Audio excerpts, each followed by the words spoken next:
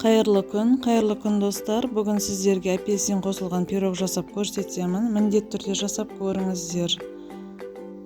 Бізге қажетті заттар: қамырына 200 грамм ұн, 2 грамм қопсытқыш, салқындау май 120 грамм, сахарный пудра 60 грамм, қаймақ 70 грамм қажет.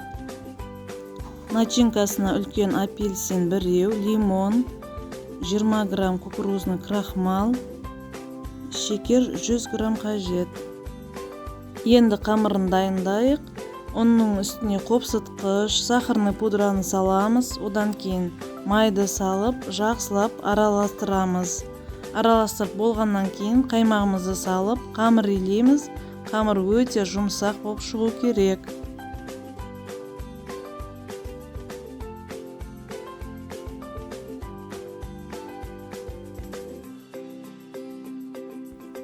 Дайын болған қамырды 2 бөлікке бөлеміз. Кішкентай бөлігін пищевой пакетке орап, морозильникке сап қоямыз. Енді лимон мен апельсиннің қабықтарын үккіштен өткізіп, бөлек алып қояйық. Одан кейінгі қалған қабығын пышақпен аршып, осылай тураймыз. Мен екеуін де блендерға салып, майдалап алдым. Дайын болған сокты сүзгіштен өткізіп аламыз.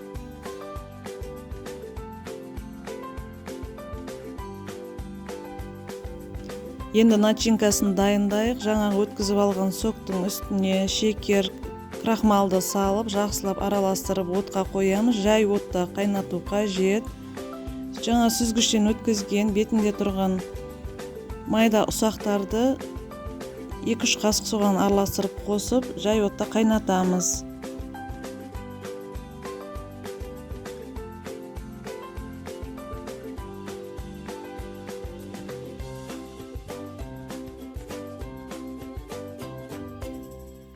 Енді қайнап жатқан бағана начинкаға үккіштен өткізілген апельсин мен лимонның қабықтарын салып, тағы да 3 минут қайнатамыз.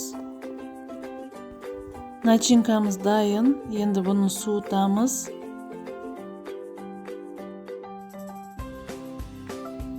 Қамырды формаға салып, қолмен жайып алдым.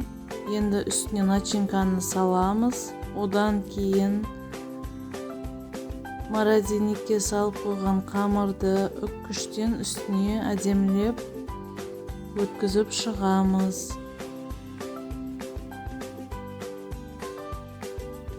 Пирогымыз дайын болды. Енді осыны 160 градуста 35 минуттай пісіріп аламыз.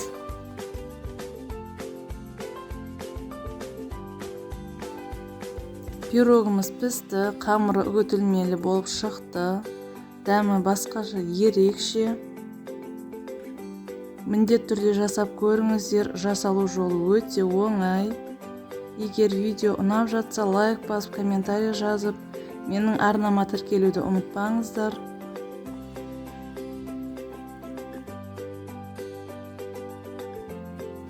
Ас болсын.